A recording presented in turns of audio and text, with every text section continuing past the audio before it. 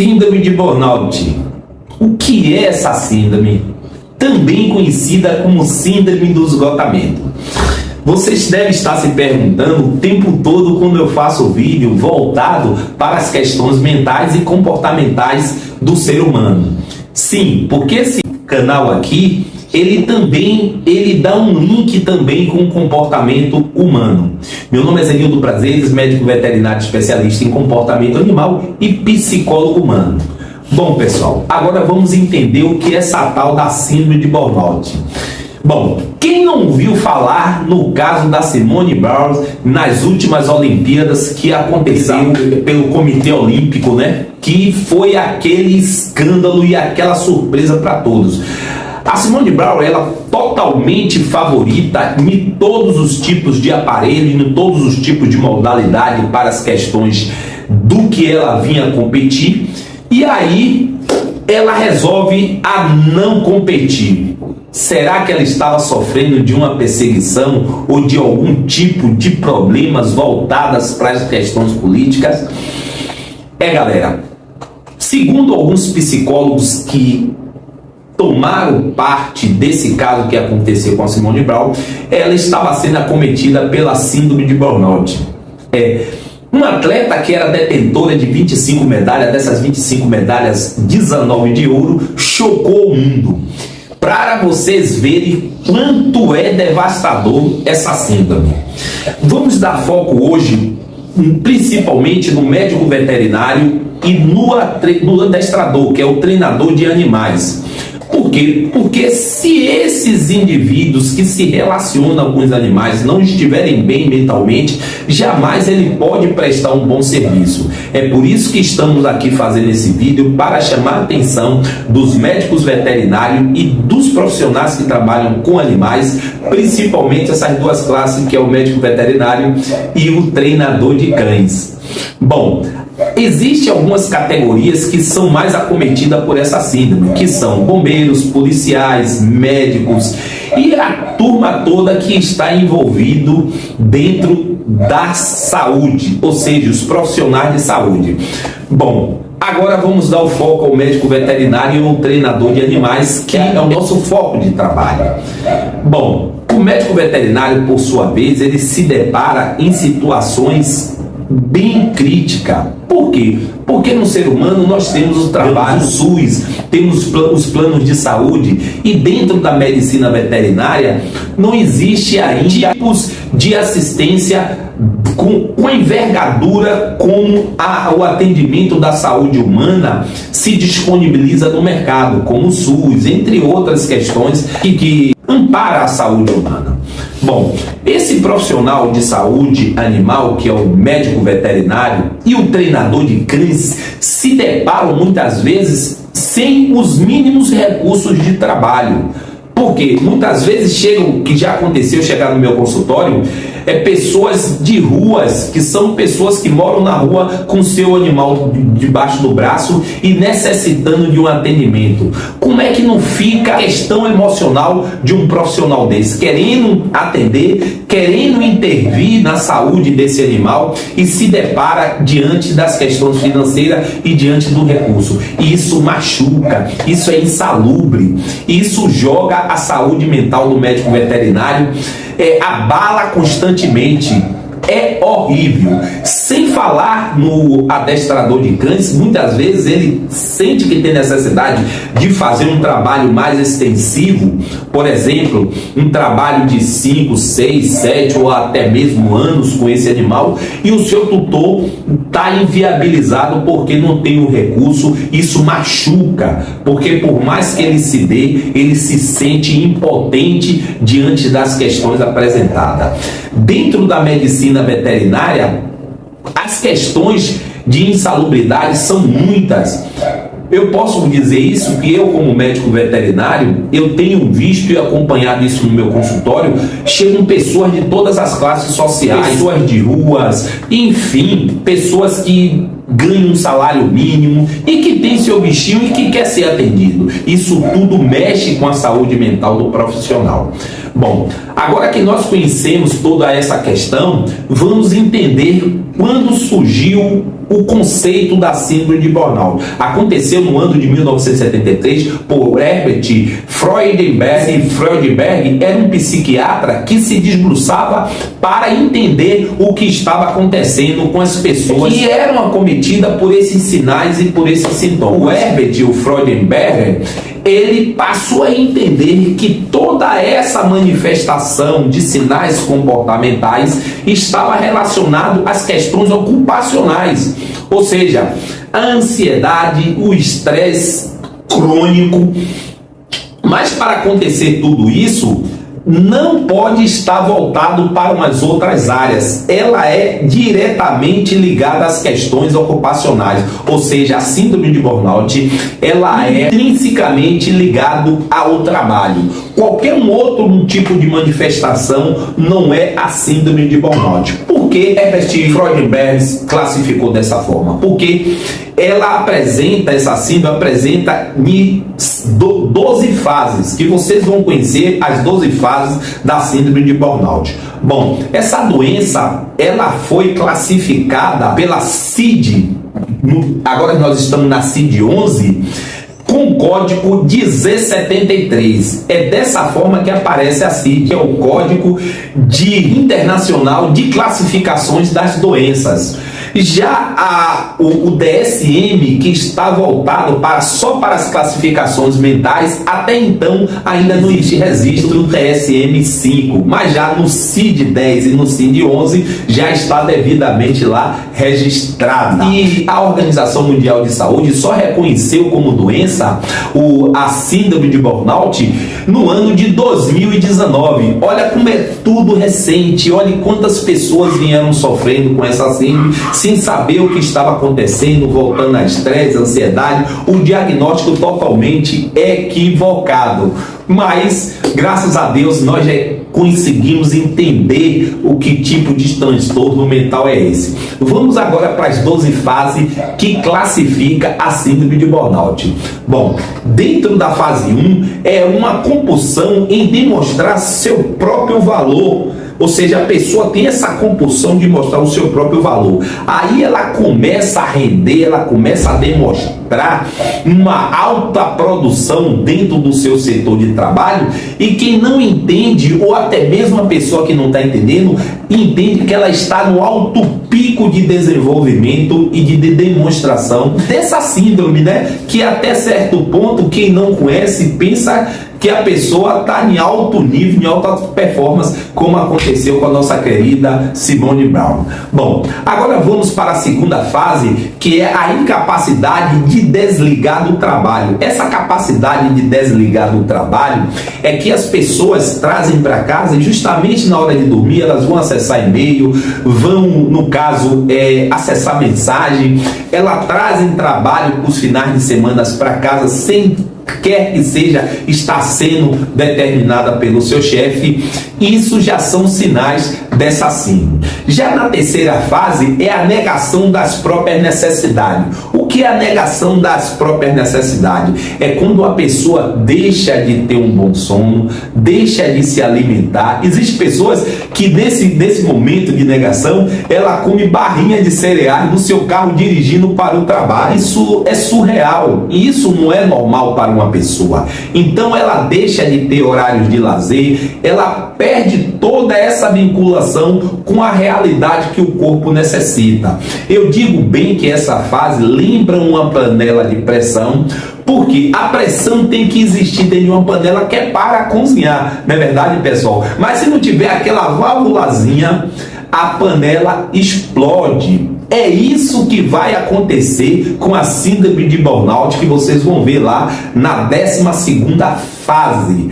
Ou seja, essa válvulazinha que tem na panela de pressão são essas coisas: o lazer, o bem-estar que a pessoa tem que proporcionar e deixar o trabalho dentro dentro do seu campo de trabalho e no seu tempo. Essas atitudes, né, vista como sacrifício em nome do trabalho, em nome da produção, tudo isso está na terceira fase. Vem a fuga de conflitos. O que é a fuga de conflito? É a pessoa que percebe que há algo errado, mas ela evita enfrentar situações. O primeiro sintoma físico pode ser, ela pode surgir de forma súbita.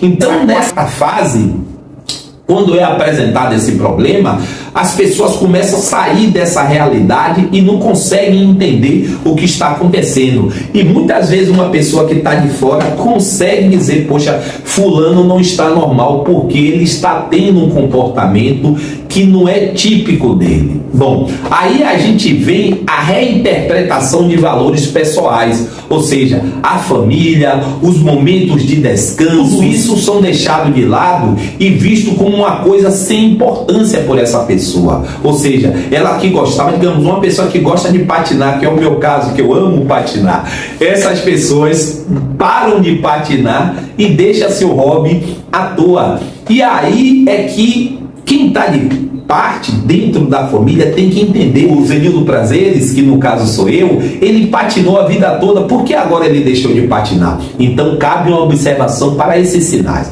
Bom, aí vamos agora para a sexta fase, que é a negação de problemas. Né? Essa negação de problemas, a pessoa se torna intolerante, enxerga nos colegas de trabalho sempre como preguiçosos. Essa negação, ela começa a ver tudo isso nos seus colegas, ou seja, ela começa a achar que o colega é improdutivo e ela que é a alta capacidade e ela que tem toda essa capacidade.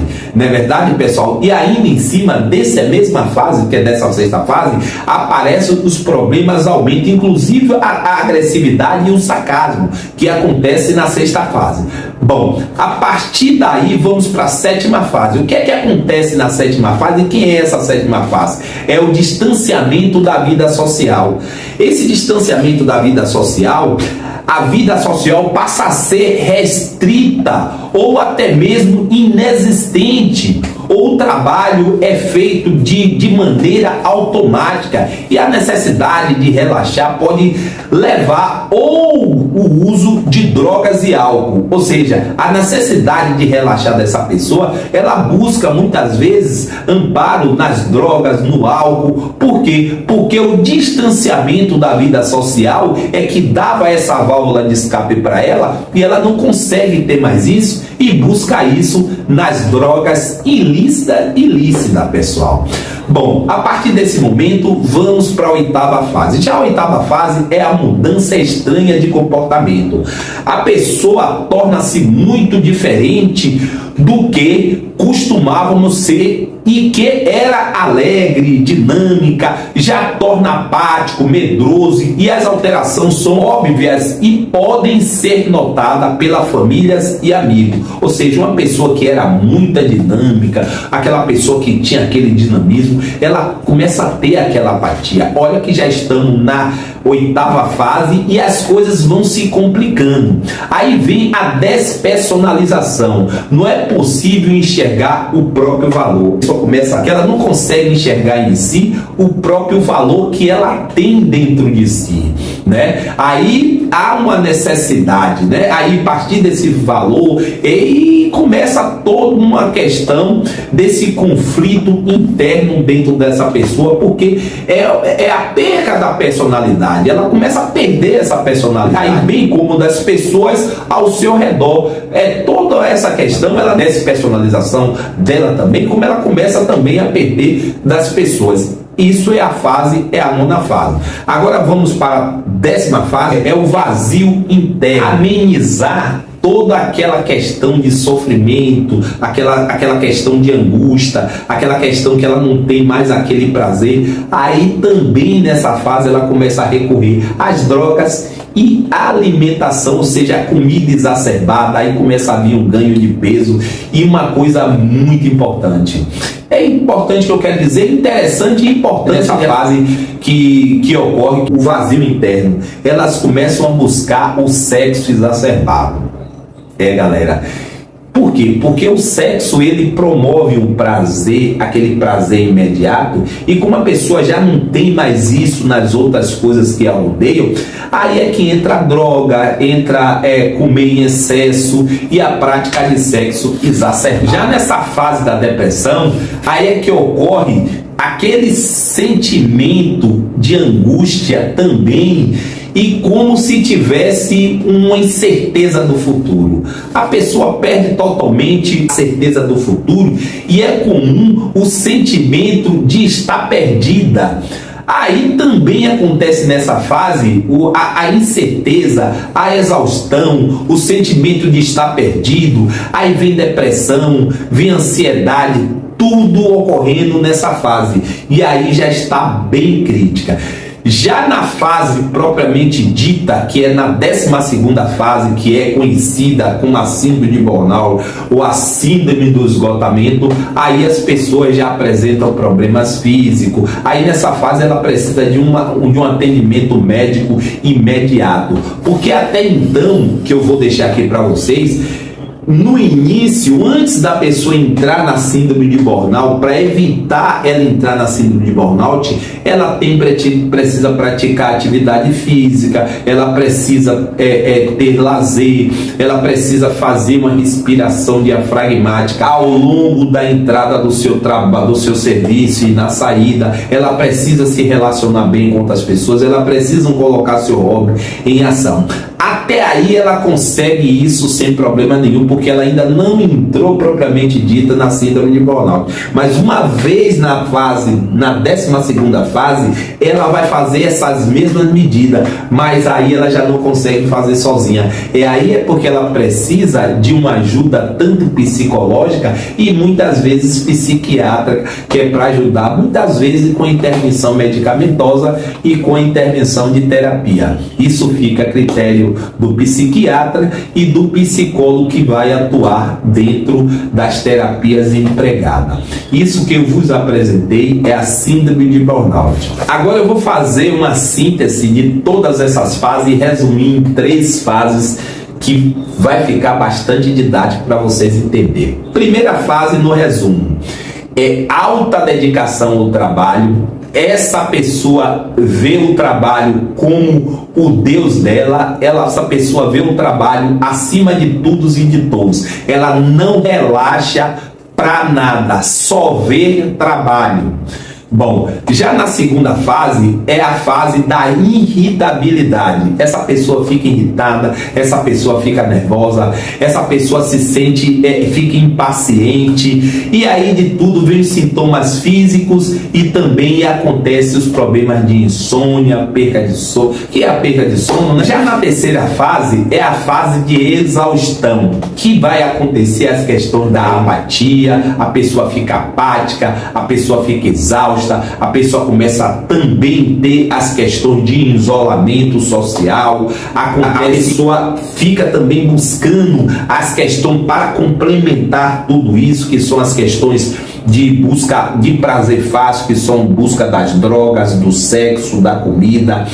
Então, nesse período é a período que ela precisa mais de ajuda. Então, a síndrome de burnout, todas essas 12 fases que eu acabei de citar, não quer dizer que vai acontecer de forma didática na vida de todas as pessoas. Possa ser que tenha um ou outro sintoma e um outro não tenha. Agora, ao certo, ou seja, dessas 3 fases para se caracterizar síndrome de burnout. Galera, fica todas com Deus. Um forte abraço aí nos médicos veterinários, nos adestradores, nos policiais, na galera dos bombeiros e toda a equipe de saúde, toda a classe de saúde que trabalha com isso. Ficam todos com Deus. Um forte abraço aqui do Dr. Z e até os próximos vídeos e até lá.